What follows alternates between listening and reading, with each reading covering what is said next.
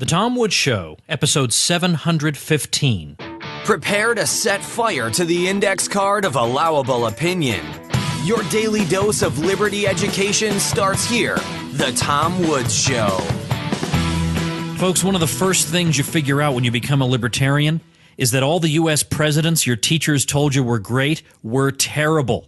Learn the true history of the U.S. presidents and their crimes against liberty in our new course on the presidents. Check it out at freehistorycourse.com. Hey everybody, it's almost that time. Bob Murphy and I are hosting a cruise in October 2016. It's the Contra Cruise, named after our podcast Contra Krugman, and we've got a lot of terrific things lined up. How could this not be the best time you've ever had? Check it out at contracruise.com. Hello everybody, Tom Woods here. I'm talking to Leah McHenry by popular demand. I've had quite a few requests to have her on the show, particularly from my supporting listeners over at supportinglisteners.com.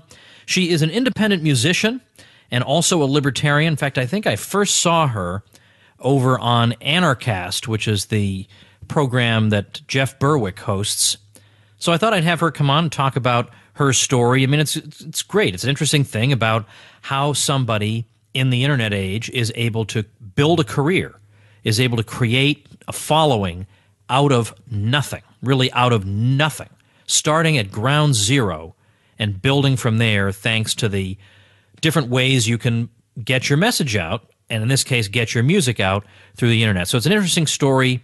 And, you know, I love entrepreneurial stories like this, and we haven't told one in a while, so I thought I would talk to Leah McHenry. Leah, welcome to the show. Oh, my goodness. Thank you so much for having me. The other day, I was in the car. We were listening to some of your music, and by we, I mean my 13-year-old daughter and I. And, you know, there are some great independent musicians out there that I've gotten to know and really like, and there are other independent musicians where you say to yourself, I think I see why this person is an independent musician. We listened to your music and we loved it. We looked at each other and said, okay, she's good. So, thank you. Thank you. Yeah, I don't want to have to come on here and make things up. You know, I like to be able to tell people honestly, I really enjoyed what you're doing. Now, and I noticed that with quite a few of the songs that we played, you know, you've had quite a few listens and views on YouTube. So you've managed to make a bit of a name for yourself out there. So there are a lot of different angles I want to take here. I want to take the angle of being an independent musician in the age of the internet. Also, you and I seem to have very compatible political views, so I certainly want to get to that in a little while. But tell me, first of all, let's give us some background. How long have you been in music, and how long have you been in music where you've been really using the internet as a tool to become better known? Yeah, so I've been a songwriter since I was about a teenager. I've done a lot of songwriting, but it's funny, I didn't really pursue music as a more serious hobby, which is kind of what I still consider it, until after I was married and had kids. And so it's funny because I feel like my whole career has been completely backwards compared to the typical progression of what musicians would normally do. Normally they, tour while they're young and see the world and do all that. And then later on, they'll settle down with family life. Well, I've done it completely backwards.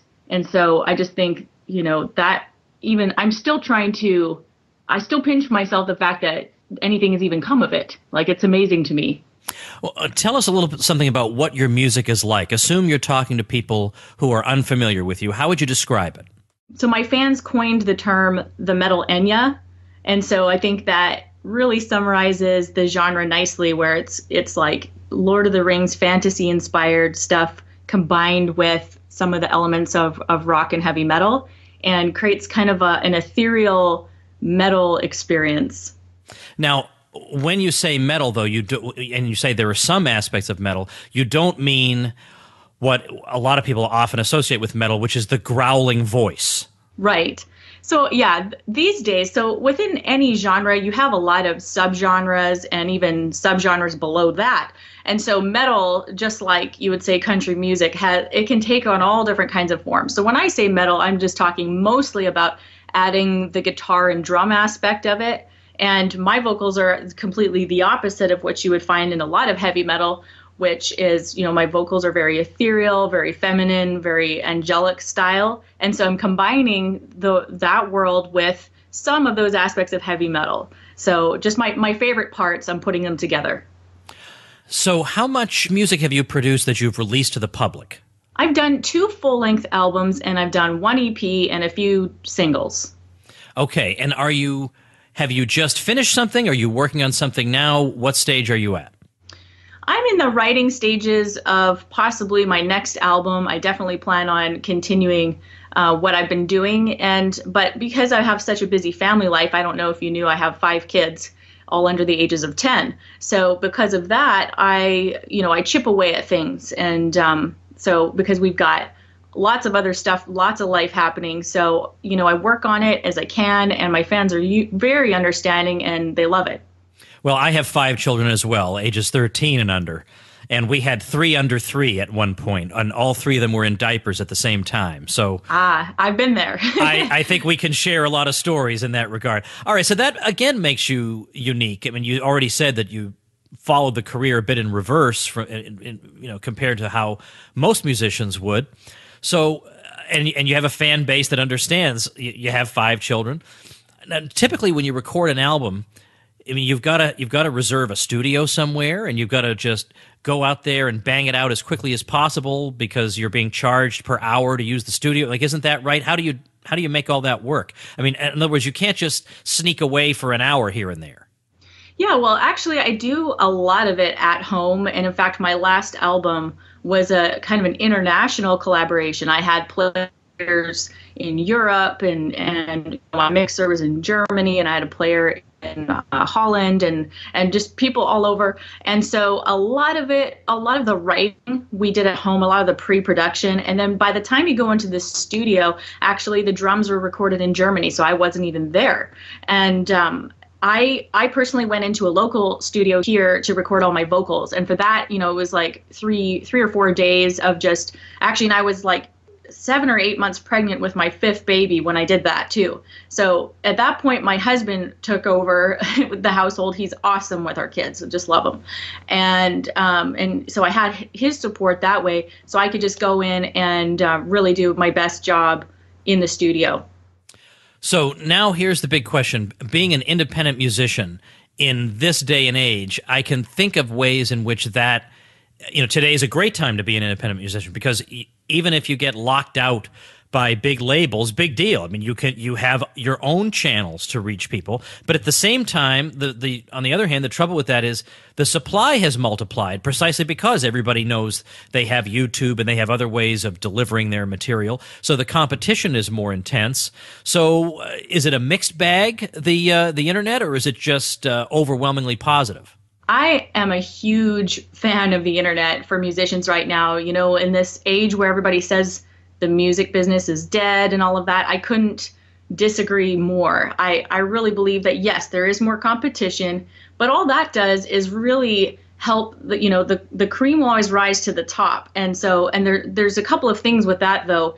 It doesn't always just rise to the top just because it's good, and it's like any market, any business out there, you have to have a great product. So what it does is encourage people to get better at what they do because they've heard there's 100,000 other musicians out there all trying to do the same thing. They're all, there's a bunch of wannabes. So you have to have a better product, better quality, and you've got to actually start digging down into a niche.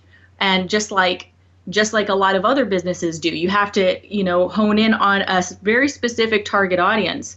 And that's what I've done. And so I'm actually a businesswoman too. And I think you have to be, if you're going to be successful in the internet age as a musician, you have to be an entrepreneur as well. So that has really, really helped me, is being able to understand that, know that it's got to be good. In fact, it has to be the best that I can possibly make it. And I have to know my audience, and I have to have a niche. All right, I want to go back to when you were releasing your very first album. At that time, did you already have a following, maybe from, I don't know, maybe more informal music that you had done, or were you really starting at ground zero when you released that first album?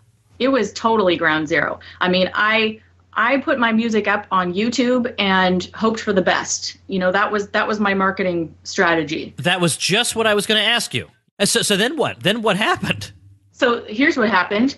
Nothing really happened, because it was the myth of if you build it, they will come. And this is where I see so many other musicians doing this, that, hey, if I have amazing music, something miraculous is going to happen. I'm going to go viral. Someone's going to stumble across my music. I'm just going to get discovered. And that is not true. It does happen to a very small percentage of musicians out there. But I take a far more strategic approach. And now, had I started back then, I would have done things differently. Well, first of all, you do need some music to work with. Like, you've got to, if you want to market your music in the internet age, you do need some good quality music to put out there to the world. But then I really started digging into my niche. That I just can't stress how important that was for me, was discovering that. Now, it took me a long process, but now that I've done it, my niche can sometimes vary a little bit. I actually call it my micro niche, because I'm going even deeper, and it can vary from project to project. But that was the second thing that really propelled me, was I started to know exactly the market that my music would best serve. And so I started looking at other bands that were similar to me. What do those demographics of people look like? What are they reading? What websites are they hanging out at? What is the subculture associated with that? And I mean, I started studying marketing, really, and it propelled the little success that I've had. And to the point now where I make a full-time living doing this. So, I mean, it really, I just want to encourage musicians out there listening to this that, like, don't abandon the business side. Art and business work very well together, and they don't have to be conflicting. Was there a particular moment, a particular thing you did that suddenly just the floodgates opened and you said, okay, this was the trick, or this was the thing that really, really opened the doors for me? Like, what was it that was different from what you'd been doing before, of just putting music out there and crossing your fingers?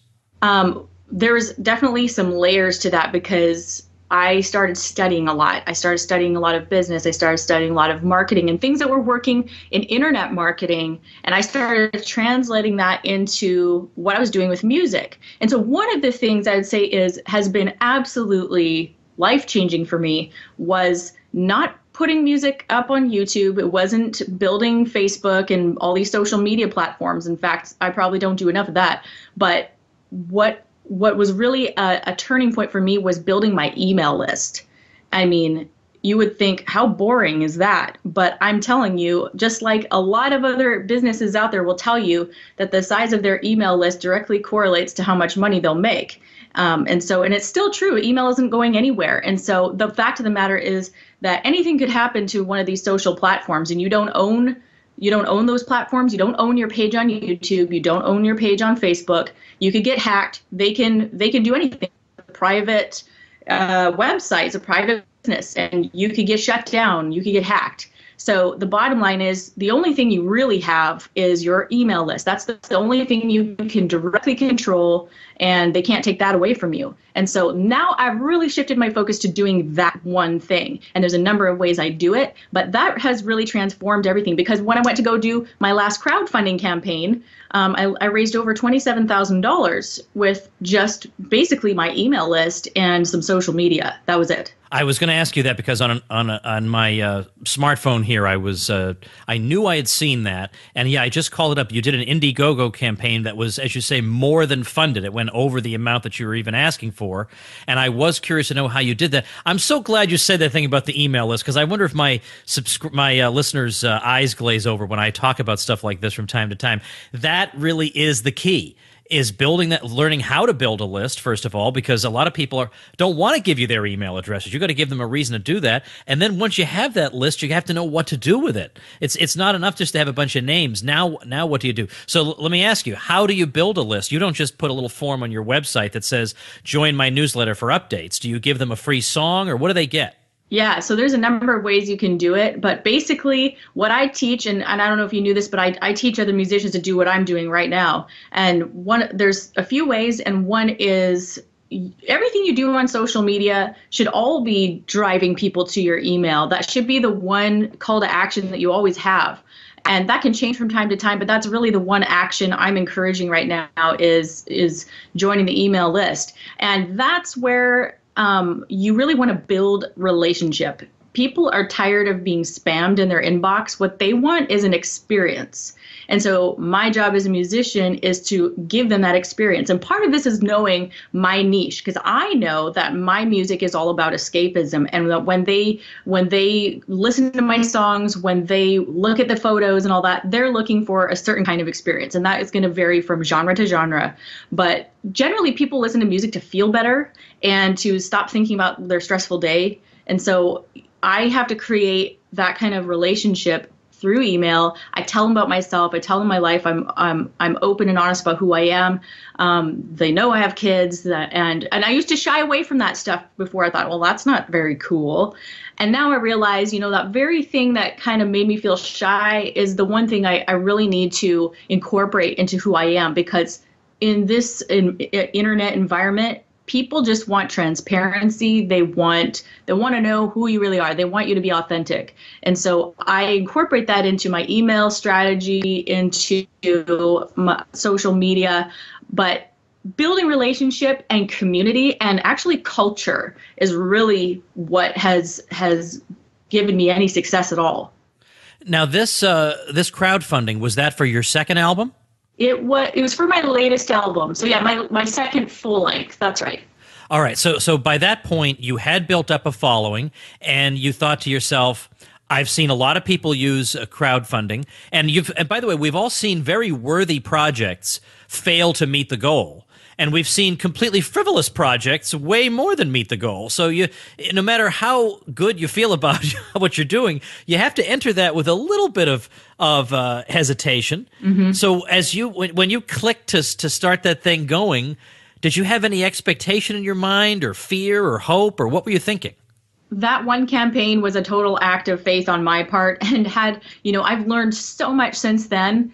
And I'll tell you something that I just actually am doing right now, because I'm thinking of doing another one and what I've learned about it. But with that campaign, I was terrified, and it was a huge risk. And I also set it to the setting where I have to raise all of the funds or I get nothing. So I was really going out on a limb there. But I was communicating with the fans. Hey, I'm thinking about doing this. What do you think? And I actually asked them, what do you think? What would you like? What are your ideas? Do you think this is a good idea? And I get feedback first. It's like, running a test market before you actually go create the product that nobody actually wants. And I think that's a huge important part of what musicians should be doing. It's funny, before we went on, I left out another musician I've had on. I've had on a guy named Steve Hogarth from a British band named Marillion. And they basically, in the 1990s, when the internet was, nothing compared to what it is now, they pioneered the idea of crowdsourcing. They basically said, they said to their fan club, would you be interested in basically in helping us fund our new album? And we'll put your name in the sleeve, and you'll get it before anybody else. But you have to buy the album before we even produce it. If you're interested in that, send an email to yes@Marillion.com. And if you're not, send one to no@Marillion.com. And that way, they didn't even have to read the emails; they just had to count them. And they got so many that they went ahead and did it, and the response was terrific. And and these are things that now it seems obvious, but then they were just giving that a try, and it just worked astonishingly well. And that was also a case where they were a European band. They couldn't seem to make American tours work. So their American fans used crowdfunding to get them over to the U.S. And they said, here's the money to get you here. We'll still buy tickets once you get here. So if you are producing a good product, and you build up that fan base, and you know how to promote yourself, those three things, it seems to me that the internet is a tremendous tool, and that when you have these wonderful successes, it's it's one of these moments when you can just be thrilled to be alive at a time like this. Absolutely. If it wasn't for the internet, nobody would know who I am. I'd still be writing songs in my basement, and that would be the end of it. So who would have thought that a homeschool of kids would be making a living from her music, and I don't leave my house. How is that? That would never have been possible even 15 years ago. Yeah, totally not possible. Now, you describe yourself as a libertarian? Yes. All right. So tell me a little bit about that. And of course, to me, I personally see a link between libertarianism and people who become entrepreneurs and who work for themselves and who carve out some kind of a space for themselves. And they figure out how to do it, and they don't take anything from anybody. I see that there's a kind of commonality between those two things. In other words, the way you're living your life and your views about the way the world should be are not a million miles removed from each other. No, I totally agree. I see that, and I think there's a lot of musicians out there who maybe they don't know they are kind of libertarian, but they're living, they're living the lifestyle and they're making choices that kind of are. So does that have any bearing in your music, or is your music just sealed off from your political views? Oh, it definitely affects my music and lyrics and all of that. I believe that whoever you are, whatever your beliefs are, I do think that comes through your art. It's pretty hard to separate the person from the art that manifests from the person. I think that's pretty difficult to do. So yeah, you'll notice some libertarian themes in some of my lyrics. You'll notice my faith in my lyrics. I think all of that comes through the art. What are some of the things that you write about?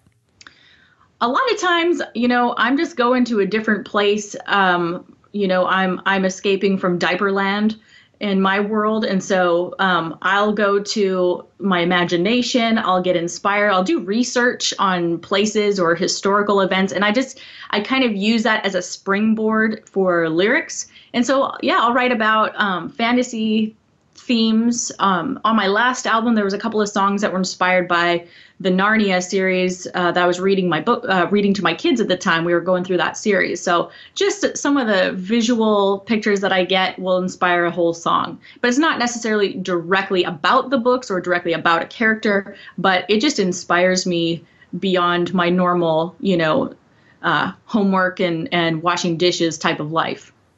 Do you ever do live performances? Very rarely these days, and there will come a day when I actually tackle that and I'll really be focused on it.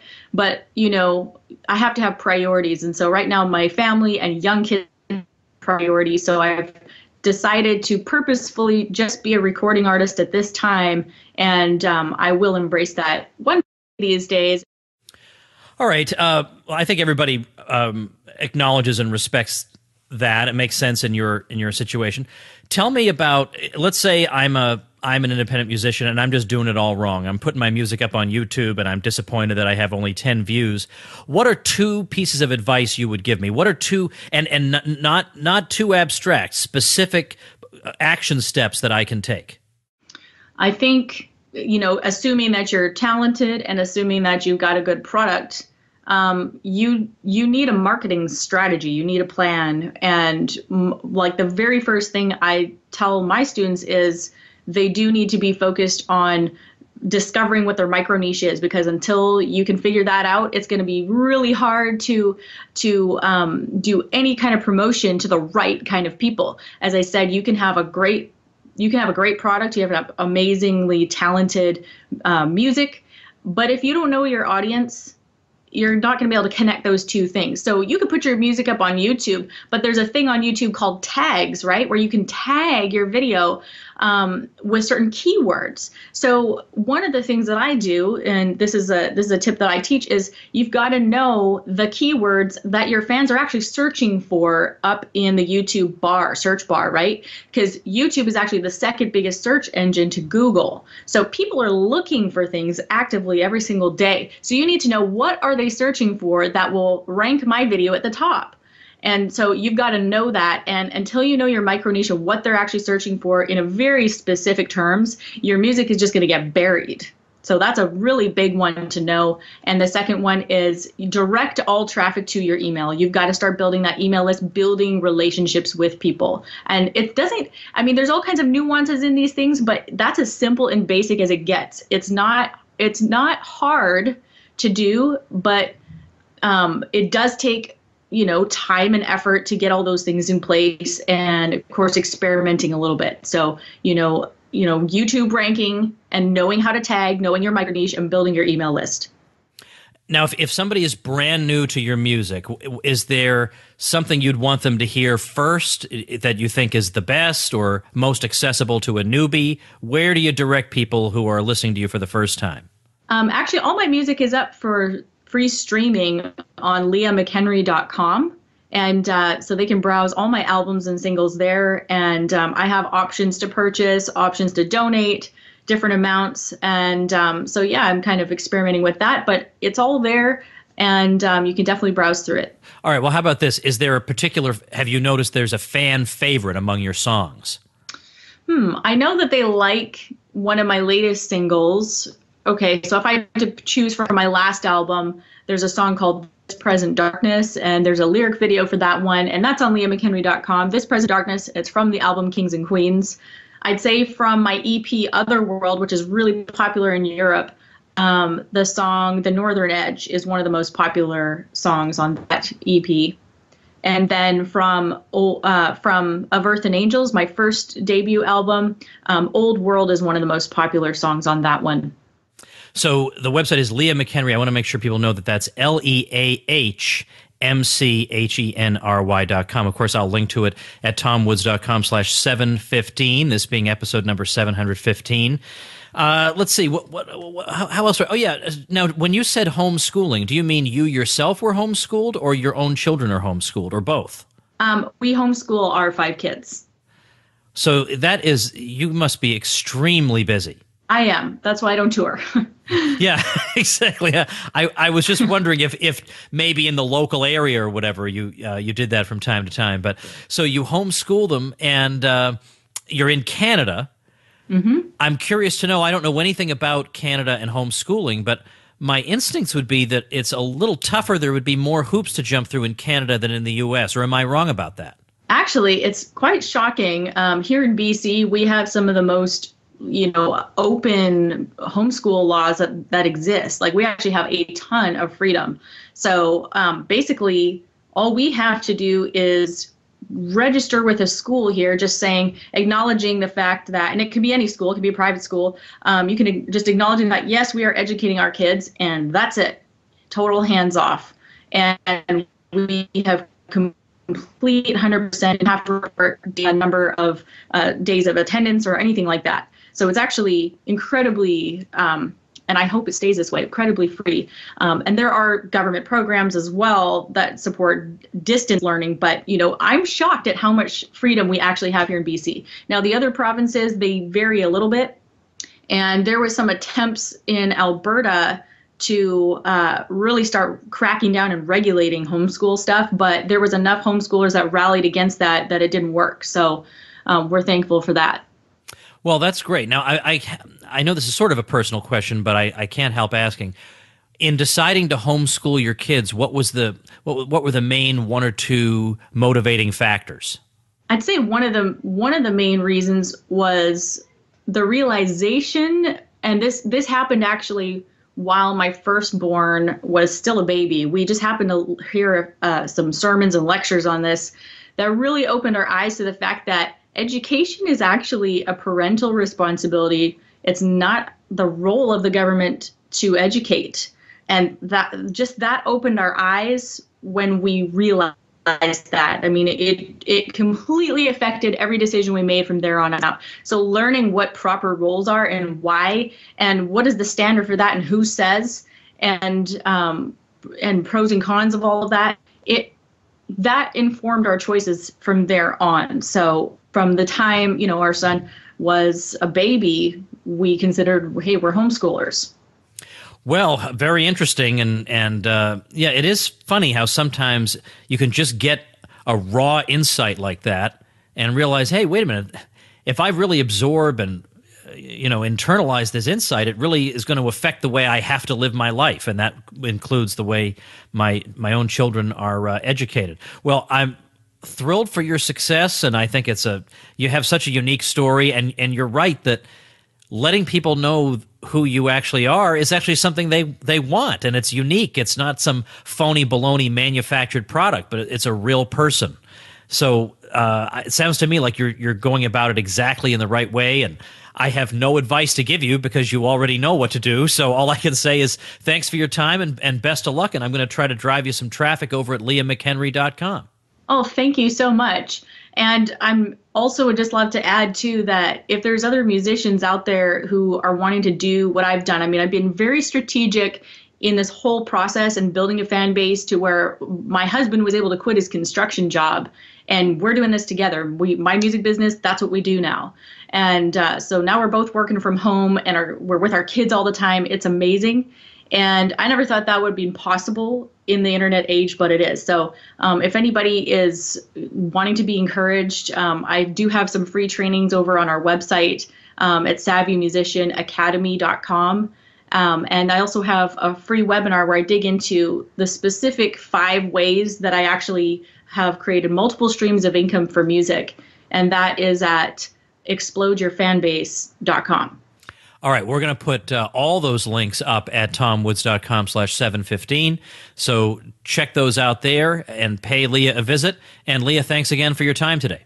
Thank you so much for having me. All right, everybody, before I let you go, a few things. A debate that I wanted to have on the show looks like it has fallen through. I wanted to do a debate with Ed Stringham. Ed has been on the show a couple of times, and he just had an article in the Wall Street Journal on the subject of the police and is there really a war on the police and what do the numbers really show? I wanted to have him come on and debate Heather McDonald of the Manhattan Institute, who has a new book out called The War on Cops, and I thought that would make for an interesting discussion because he isn't entirely convinced of her thesis, and I thought that'd be a good back and forth. And unfortunately, her people have refused to do it. They were not opposed to being having her be a guest on the show, but I thought it'd be much more interesting to have her talk to Ed. And of course, you guys know I'm a fair debate moderator. There would have been no problem there. But her side has refused to do it. So that's where the fault lies. Unfortunately, I wanted to have that debate. Looks like that's not going to happen. However, I am cooking up a debate so juicy that should be taking place sometime in the next few weeks that it is going to make you forget for all time the failed debate about the police. Okay? It is so juicy, I won't even have to tell you this is the debate I was talking about. You'll know, my friends. Oh, you will know. All right. A couple other things. There's another one-day sale. They don't usually put these back-to-back like this. I don't know why. Maybe people didn't respond to their first one. I don't know. But Bluehost, that hosting company, web hosting company that I promote, is having a one-day sale. Nobody else knows about it except me and the few other affiliates they have. So I'm giving you advance notice. This is, again, like insider trading. That's what you get when you listen to the show. It is this Wednesday, August 17th, 2016, and it'll be $2.95 a month for web hosting. That's just ridiculous. So if you're thinking of starting a website, don't start it till Wednesday. You know, hold your fire and then grab it on Wednesday because that is a fantastic deal. And, of course, if you do it through my link, you get all my goodies, video tutorials, plus publicity on the show and a backlink on my site. This is worth its weight in gold. So check that all out, including the link, everything you need to get this super deal at tomwoods.com/publicity. And I will mention that there is a show listener who has just started his own website. It's humblehands.co, not .com, humblehands.co. It is a place where he's consolidating all his various family businesses. And as he said in his email to me, he said, "We started farming about 3 years ago here in Dresden, Ohio, when we saw how much government regulation was making our food unhealthy. We love raising all natural, chem-free, pastured pigs and chickens for our community. We homeschool and sell barefoot books to support the kids' curriculum. We use and sell essential oils to support the health of our family. And they also help women with postpartum depression." So all kinds of different things under one umbrella, and that umbrella is humblehands.co, and I will be linking to that as the listener website mentioned over at tomwoods.com/715.